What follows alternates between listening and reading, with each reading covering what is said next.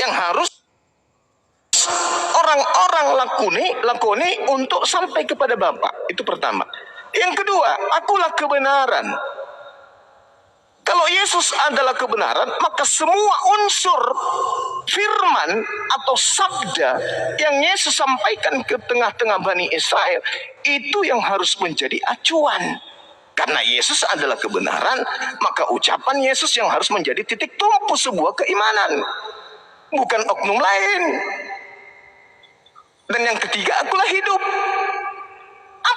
Apa hidup itu? Menurut Yesus, orang yang menjadikan metode yang diajarkan Yesus, orang yang mempraktekkan kebenaran yang Yesus sampaikan, akan mendapatkan hidup yang kekal. Makanya Yesus mengatakan, Yohanes 12 nomor 49 tadi, aku tidak berkata-kata dari diriku sendiri. Apa yang aku katakan, apa yang aku sampaikan adalah apa yang diperintahkan untuk aku katakan, aku sampaikan. Dan aku tahu bahwa firman-Nya itu adalah hidup yang kekal. Makanya aku menyampaikan sesuai apa yang Bapa perintahkan untuk aku sampaikan. Aku melakukan segala perintah yang disampaikan kepadaku. Oleh karena itulah kalau dikatakan bahwa dia ada hidup kekal, berarti hidup kekal itu adalah firman. Coba baca Yohanes 12 nomor 50. Aku tahu bahwa firman-Nya itu adalah hidup yang kekal. Oh, berarti perintah Tuhan, Bapa Elohim yang menjadi hidup yang kekal. Siapa yang melaksanakan firman Elohim, maka dia akan mendapatkan hidup yang kekal. Di mana firman Elohim itu? Ya, perjanjian lama. Berarti harus melakukan firman Elohim. Berarti harus melakukan hukum Taurat. Karena firman Elohim itu hanya ada di perjanjian lama.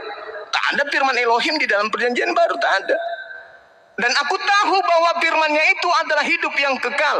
Coba Yohanes 12:50. Hebat kali Yesus itu. Berarti kalau firman Elohim itu ada hidup yang kekal, maka benarlah kata Yesus dalam Yohanes 17 nomor 3. Hidup kekal itu adalah mereka mengenal Engkau satu-satunya Tuhan yang benar, dan mengenal Yesus Kristus yang Engkau utus. Berarti Yesus mau dikenal sebagai utusan. Dalam Yohanes 17 nomor 3 itu ada dua yang harus dikenal. Yang pertama Elohim yang satu-satunya Tuhan yang benar. Yang kedua adalah Yesus yang adalah utusan Elohim. Baru bisa mendapatkan hidup yang kekal. Baru bisa sampai kepada Bapa kalau orang mendudukkan Yesus sebagai Rasul. Terakhir, apa pembuktian dari narasi saya? Kalau Bapak mengatakan tafsiran saya berbeda, penjelasan saya berbeda, silakan. Tapi Yesus mengatakan dalam Yohanes 5 nomor 36, ada kesaksianku yang lebih penting dari kesaksian Yohanes Pembaptis. Kira-kira ilmunya Yohanes Pembaptis dibandingkan ilmunya pastor, pendeta, dan seterusnya itu tinggi mana?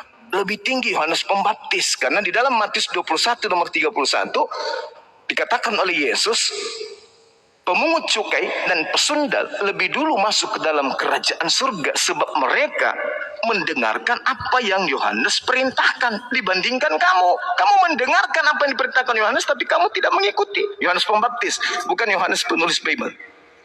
Artinya bahwa Yohanes perkataannya membuat orang masuk ke dalam surga, baik itu pemungut cukai, rentenir maupun pelacur, pesundal.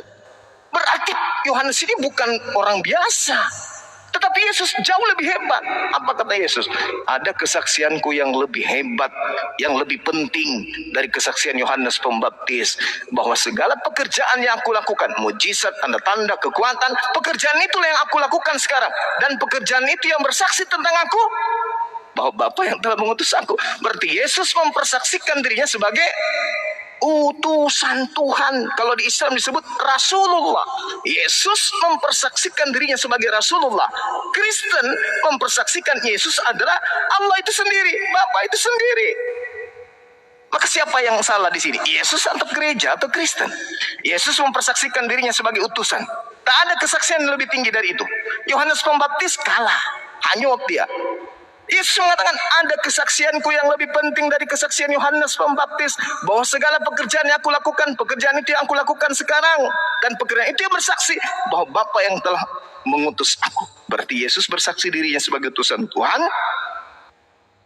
Pekerjaan, mujizat, tanda-tanda, kekuatan itu bersaksi bahwa Yesus itu juga adalah utusan Tuhan. Tapi Kristen, saudara Pastor Z mempersaksikan dengan keterangan yang sudah hampir sejam ini, Keterangan demi keterangan itu cakupan dari kesaksian iman bahwa Yesus itu adalah Tuhan itu sendiri. Berarti kesaksian Yesus bertentangan dengan kesaksian orang-orang Kristen. Demikian dari saya.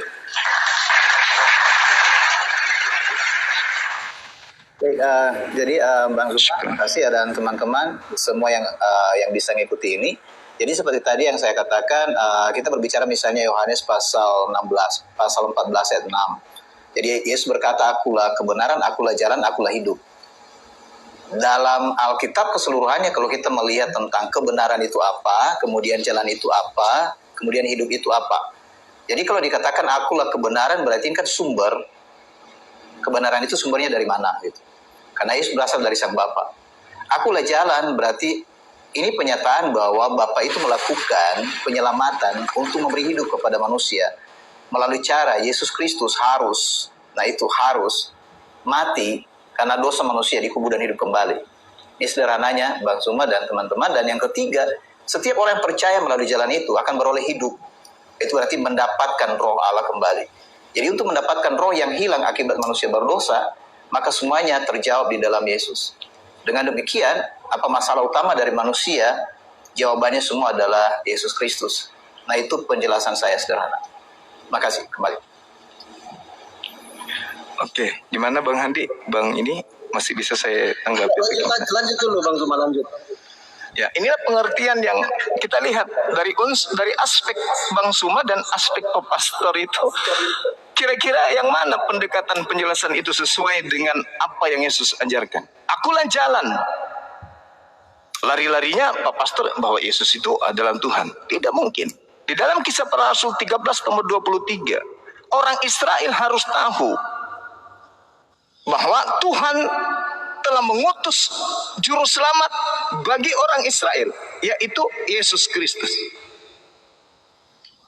Orang Israel punya juru selamat, Yesus Kristus. Seperti apa Yesus Kristus itu? Baca Kisah Rasul 2 nomor 22.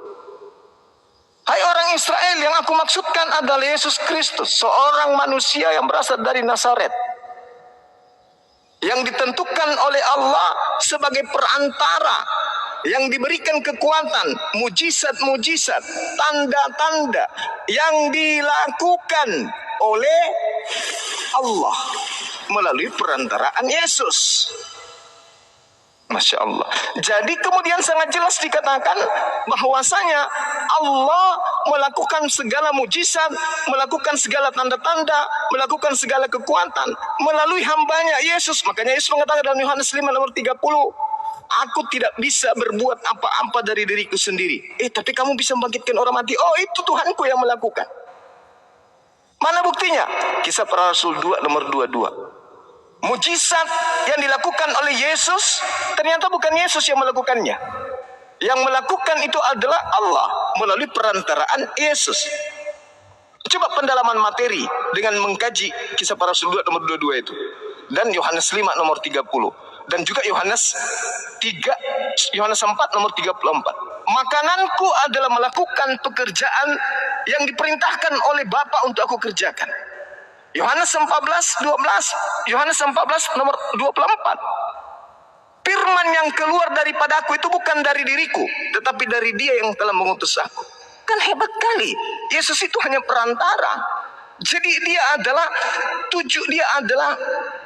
jalan menuju kepada Elohim. Jalan apa yang disampaikan oleh Yesus? Yohanes 14:12. Barang siapa yang percaya kepadaku, dia akan melakukan pekerjaan yang aku lakukan. Barang siapa yang melakukan pekerjaan Yesus, berarti dia mengikuti jalan. Kebenaran itu adalah segala firman yang engkau berikan kepada aku telah aku sampaikan kepada mereka. Mereka telah menerimanya dan mereka percaya bahwa engkau lah yang telah mengutus aku. Jadi kebenaran itu adalah Yesus adalah utusan. Hidup, Yohanes 17 nomor 3. Hidup kekal itu adalah mereka mengenal engkau satu-satunya Tuhan yang benar, mengenal aku sebagai utusan. Jadi jalan, Yesus adalah utusan. Kebenaran, Yesus adalah utusan.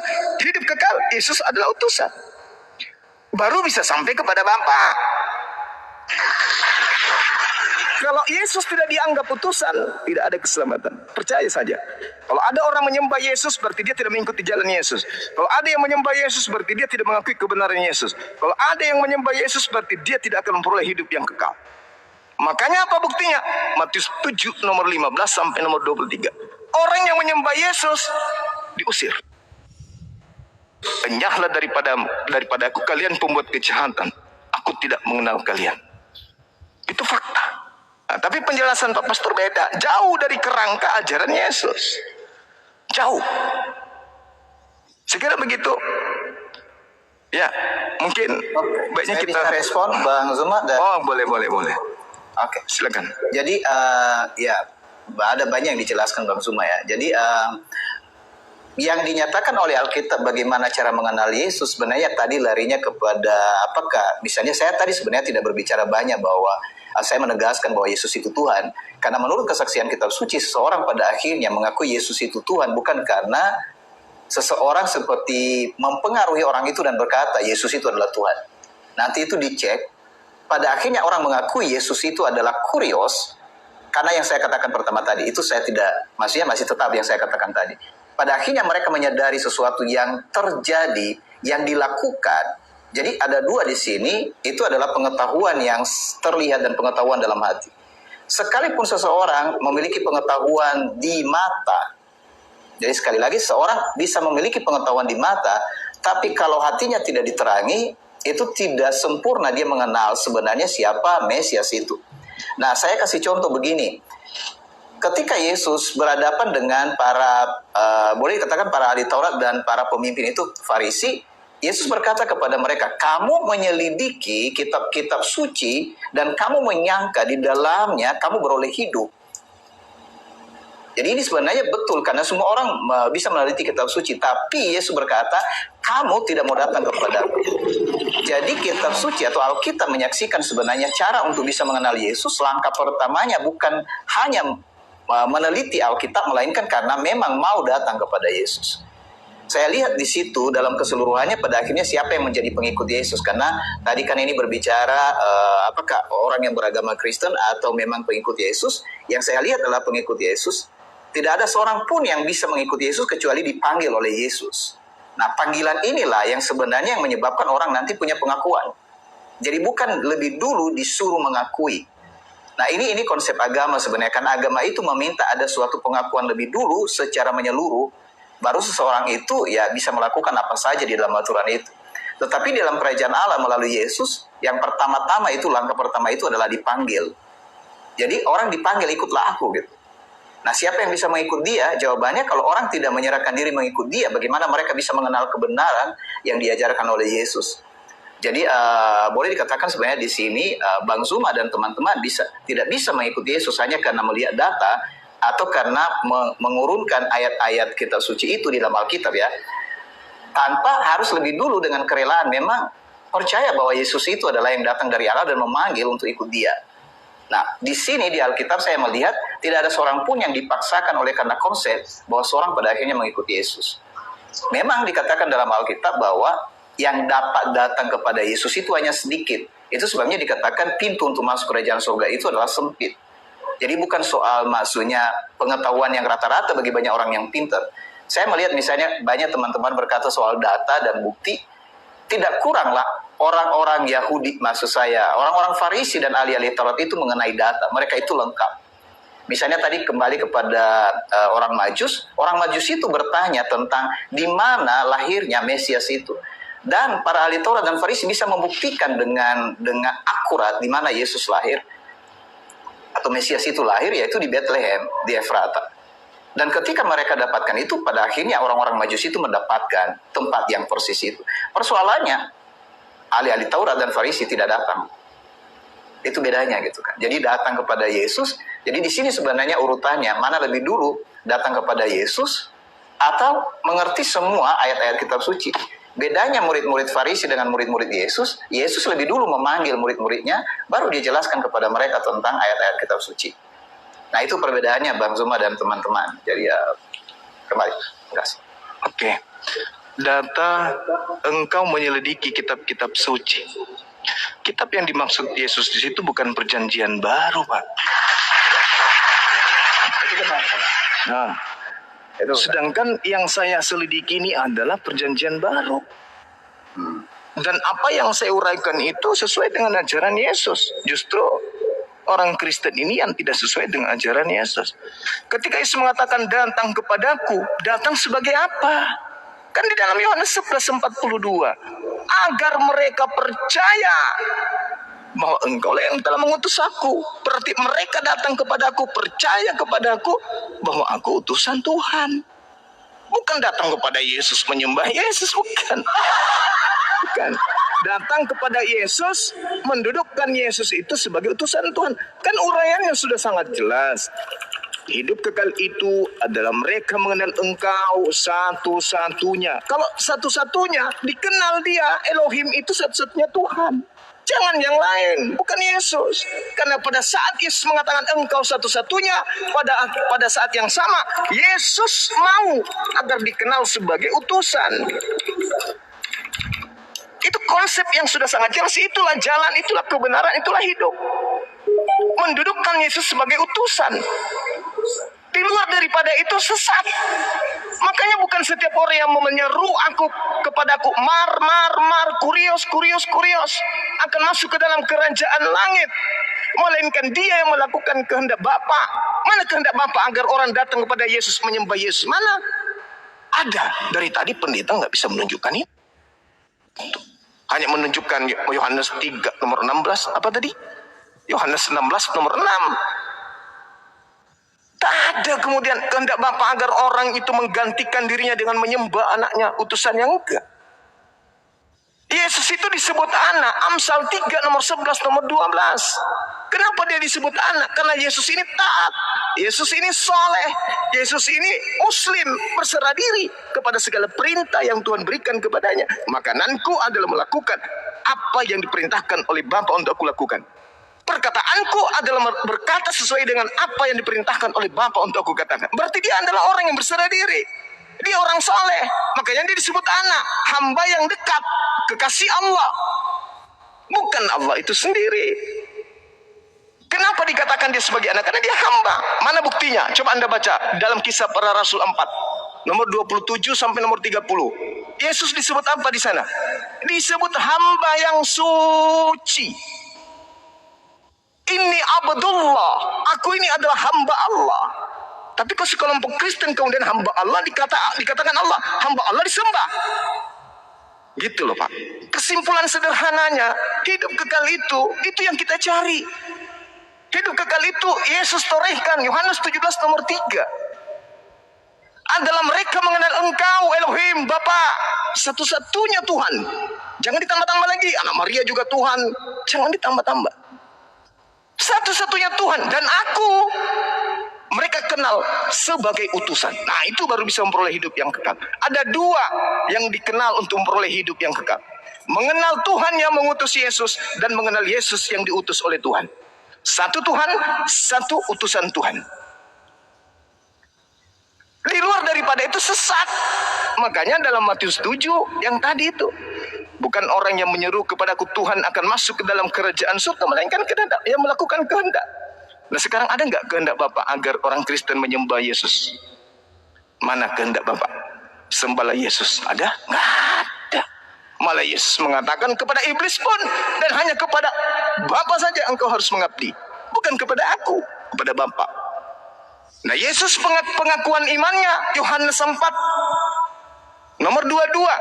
Aku menyembah apa yang aku kenal.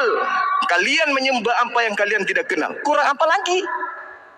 Makanya Yesus mengatakan, "Ma qultu lahum illa ma amartani bi ani abudullah rabbi wa rabbukum." Sembahlah Allah, Tuhanku dan Tuhanmu. Yohanes 4 nomor 22.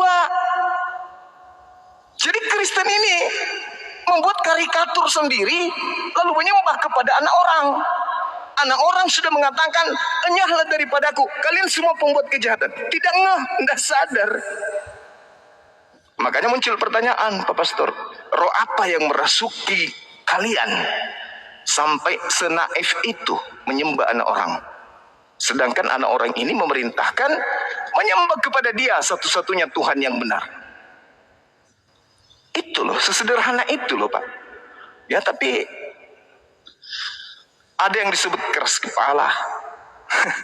Silakan Pak Pastor, saya hormat sama Anda, silakan.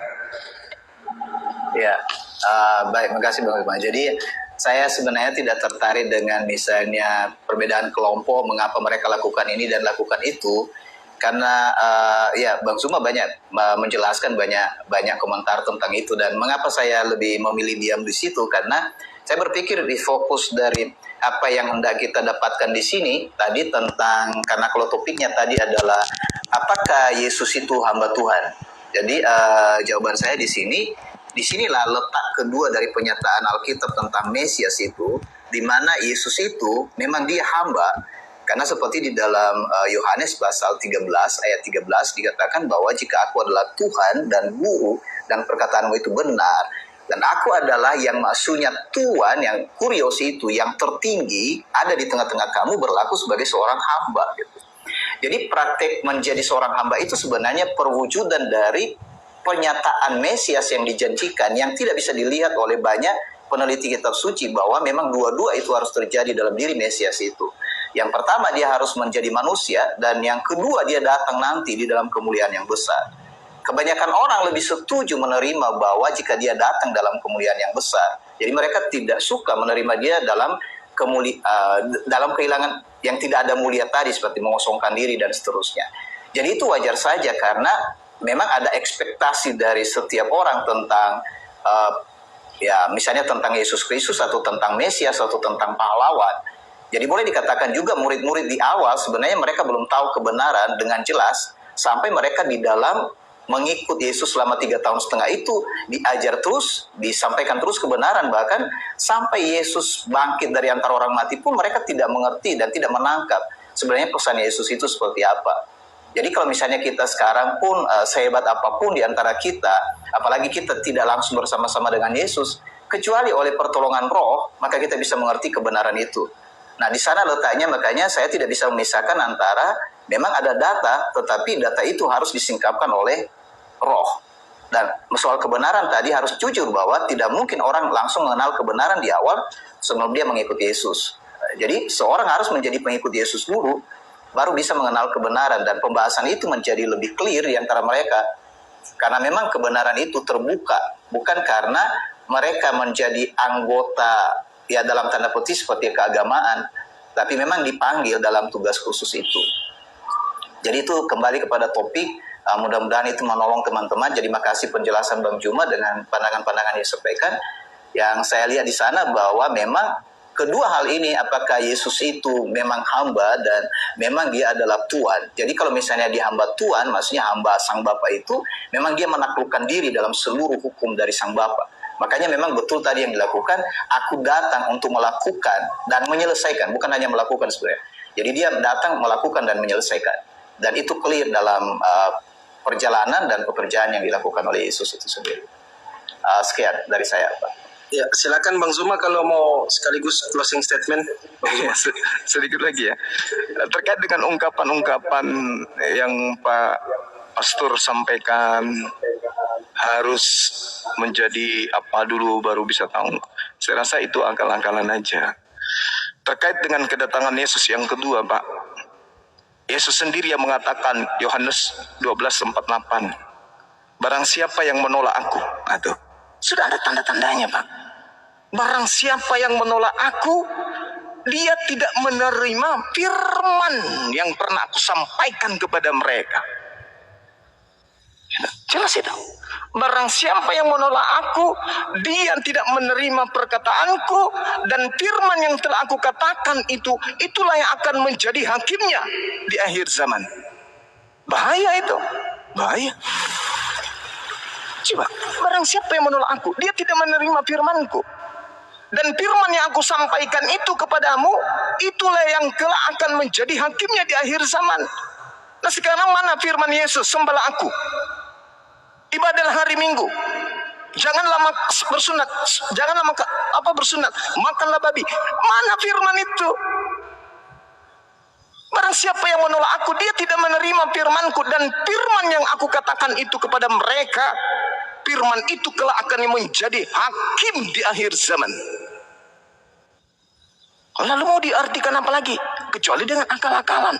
Oh, tidak begitu Bang Suma. Lalu apa? Menolak itu artinya tidak menerima firman. Firman Yesus, dia mau dipercaya sebagai utusan Tuhan. Yohanes 11 nomor 42. Aku tahu bahwa semua orang yang mengelilingi aku di sini, aku telah mengatakannya kepada mereka, agar supaya mereka percaya bahwa engkaulah yang telah mengutus aku. Aku mengatakannya agar mereka percaya bahwa aku adalah utusanmu. Siapa yang bisa membantah itu? Kesaksian Yesus, umat Islam lebih percaya daripada kesaksian Bapak Pastor. Mohon maaf.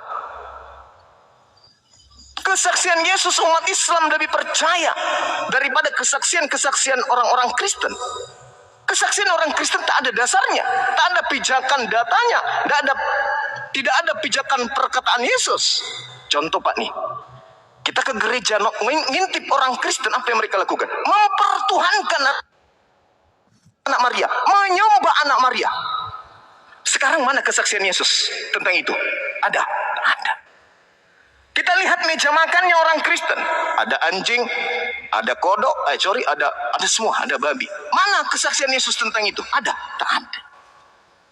Periksa nonotnya orang Kristen, sampai mereka dikubur, udah tua, bangkokan, tidak disunat. Mana kesaksian Yesus tentang itu? Ada? Tak ada. Jadi harapan kosong, angan-angan kosong, yang Bapak katakan harus masuk dulu menjadi Kristen baru percaya. Oh, itu jebakan Batman. Batman-nya pun tidak lulus jadi Batman. Tidak bisa. Karena pola yang akan menjadi penghakiman Yesus nanti adalah segala firman yang telah ia sampaikan. Nah, cakupannya di mana, Pak?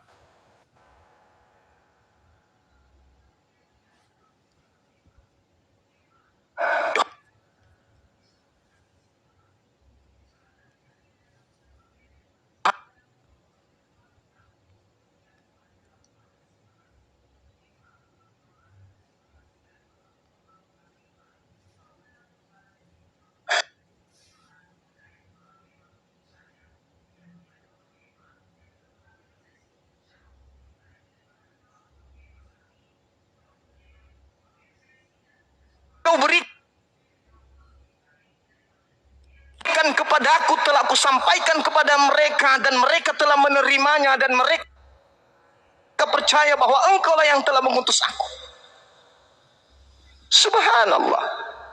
Segala firman, semua firman, kata Yesus, tidak perlu kamu itu mencomot-comot satu ayat.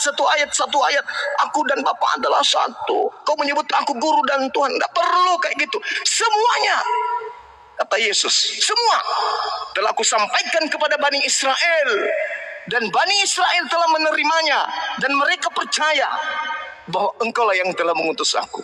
Berarti murid-muridnya percaya Yesus itu utusan. Makanya dia mengatakan, waspadalah kepada serigala yang nyamar seperti domba. Maksudnya, waspadalah kepada non-Yahudi yang nyamar-nyamar Yahudi. Maksudnya, waspadalah kepada yang bukan pengikutku, ngaku-ngaku sebagai pengikut. Itu loh maksudnya. Jadi, mohon maaf, bukan saya menggurui, tapi dasar ketika saya berbicara itu adalah Al-Quranul Karim dan juga adalah Bible itu sendiri. Makultu lahum illa ma amartani bi. Qala subhanaka ma yakutu li an aqula ma laysa li bihaqq. Seorang nabi, seorang rasul berkata, aku tidak berkata-kata dari diriku sendiri. Apa yang aku katakan adalah apa yang kamu perintahkan untuk aku katakan dan aku sampaikan. Dan perkataanmu itu adalah hidup yang kekal. Makanya Nabi Isa mengatakan dalam Al-Quran, fattakullah wa atiun. Bertakwalah kepada Allah dan taatlah kepadaku. Itulah Pak. Di dalam Yohanes 10 nomor 27, aku mengenal pengikutku. Pengikutku mendengarkan aku, dan pengikutku mengikuti aku. Siapa yang Bapak Pastor ikuti dengan menyembah Yesus? Siapa Pak Pastor ikuti dengan ibadah hari Minggu? Siapa yang Bapak ikuti dengan tidak sunat? Siapa yang Bapak ikuti dengan makan babi? Siapa? Bahaya itu, bahaya. Saya kira kita cukupkan aja sampai di sini, karena tadi saudara saya pastor yang memulai, maka saya yang mengakhiri. Saya kira mungkin mau closing, silakan. Setelah itu saya juga closing. Silakan. Syukran Bang Zul. Nggak apa-apa Bang Zuma, saya oke. Jadi saya maksudnya baru ketemu malam ini, jadi saya kadang berpikir Bang Zuma itu pendetanya, saya jadi jemaatnya gitu. Enggak. Saya kembali Terima kasih Bang. Jadi maksudnya ini kan teman-teman bisa melihat, jadi ya semangat terus Bang Zuma dan Bang Fandi. Percakapan malam ini saya sangat hargai. Jadi bersama di Komal ini itu yang bisa saya sampaikan. Jadi kurang lebihnya ini kan kita masing-masing sebenarnya kan punya apa namanya, punya hati, punya prinsip, punya pengertian. Jadi dihargai semua, nggak ada masalah. Iya, Bang Zuma. iya. Perbedaan Sama-sama. itu tadi. Jadi apa yang diterangin bagi saya semua sip. Bang Fandi, makasih. Siap Pak Pastor. Ya. Saya 1 menit doang sama pendeta. 1 menit tadi 1 menit doang Pak Pendeta. Boleh amat ya. Boleh Pak Pastor semenit aja. 1 menit. Pak Pendeta, selamat kenal. Saya Andis Lebes. Saya hanya satu menanggapi Bang. Kita tahu kan Bunda Maria itu adalah ibunya Yesus. Dia pernah merawat Yesus. Sederhana pertanyaannya berhubungan dengan Ulangan 64, Markus 12:29. Sebenarnya Bunda Maria ini merawat Tuhan atau merawat manusia Pak Pendeta? Itu aja sih. Bunda Maria merawat Tuhan atau merawat manusia? Silakan. Oke, saya jawab ya. Jadi maksudnya sebenarnya yang saya lihat itu bukan soal Maria merawat, tapi dipercayakan kepadanya karena dia itu adalah seorang yang memenuhi maksud dari apa yang sudah dinyatakan oleh nubuatan sebelumnya, bahwa seorang perempuan, dan diteruskan dari kejadian itu bahwa seorang perempuan muda akan mengandung. Jadi sebenarnya hanya sejauh itu di sana. Jadi pembahasan lebih jauh bagaimana Yesus dibesarkan di tengah-tengah keluarga Yusuf dan Maria itu seperti berjalan. Makanya orang-orang pada waktu itu tidak mengenal apakah Yesus itu memang dari surga atau tidak, karena mereka melihat cara Yesus hidup itu di antara semua orang-orang atau anak-anak pada waktu itu sama seperti pada umumnya. Jadi kalau misalnya Bapak tanya, ini yang dirawat ini siapa, Tuhan atau manusia? Ya manusianya Yesus, mungkin itu kalau saya mau respon. Kalau tuannya Bunda Maria, Pak Pastor, satu lagi. Tuannya Bunda Maria siapa Pak Pastor? Dalam seperti tadi ya, yang dibaca oleh murid-murid Maria dan Alkitab ya, maksudnya kitab suci yang mereka baca itu semua tentang perjanjian lama. Jadi sudah jelas yang mereka kenal itu adalah Allah yang esa itu. Bahkan pada waktu itu kan Yesus belum dikenal bahwa dia itu memang Mesias itu. Hanya sedikit. Meskipun itu diberitahukan kepada Maria, dia harus tunggu sampai selesai itu Yesus pada akhirnya mati dan bangkit kembali. Baru mereka bisa mengenal siapa dia itu yang dilahirkan oleh Maria itu dan seterusnya. Oke, makasih Pak Pastor. Artinya tuannya Bunda Maria beda dengan tuannya Pak Pastor dengan jemaatnya ya? Tidak bisa digeneralisir itu Bang, karena maksudnya lagian kita baru kenal, mungkin digeneralisir ini saya seorang pastor atau saya seorang pendeta misalnya, maka semua pendeta sama atau pastor sama. Jadi saya lebih suka begini, dari percakapan ini kita bisa mengenal detail teman-teman. Bang Andi, makasih. Kalau saya kembalikan. Ini waktu saya habis. Bang Andi atau Bang Andi menjadi ya, lanjut. Terima kasih. Ya, makasih Bang Andi. Pastor Z, terima kasih banyak. Wah, luar biasa Pak Pastor. Saya beli applause dulu sama Pak Pastor ya. Terima kasih Pak Pastor. Jadi untuk berikutnya kita bisa adakan sesi kedua sama Pak Pastor Z. Nanti tentukan aja kapan lagi waktunya Pak Pastor siap. Untuk tema kedua Pak Pastor ya, konsep keselamatan. Gimana Pak Pastor? Oke, saya nunggu kabar dari Siap. Andi aja. Ya, terima kasih banyak. Mungkin kita akhiri saja. Mungkin Pak Pastor mau rehat. Bang Zuma kayaknya mau lanjut ini. Kasih dia closing statement dong Pak Pastor. Oh, silakan Pak Pastor, silakan. Oke, closing statement. Jadi pertama makasih untuk Bang Fandi, Bang Zuma dan juga Bang Andi yang sama-sama di Komal, dan semua teman-teman di bawah, salam kenal semua. Jadi yang kedua, pertemuan malam ini dengan cara seperti ini lebih menarik, dan bahasa semua yang kita bagi itu menunjukkan bagaimana diri kita, karakter kita. Jadi kita di negeri kita yang boleh dikatakan beragam macam ini, meskipun ada perbedaan, saya pikir nggak apa-apa dinyatakan perbedaan, yang penting tidak saling marah. Jadi saling menghargai, saling menghormati, dan saya sangat hormat kepada semua teman-teman malam ini, secara khusus Bang Zuma yang langsung komunikasi, dan juga Bang Fandi yang sudah memfasilitasi. Terima kasih untuk semua. Salam. Siap, Pak Pastor, siap. Ya udah, kalau mau rehat Pak Pastor nggak apa-apa, boleh. Oke, Boleh jadi saya turun ya. Makasih. Siap, Pak Pastor. Thank you. Baik. Kasih Bang Zuma juga dong untuk closing dulu ini. Tadi udah Bang Andi,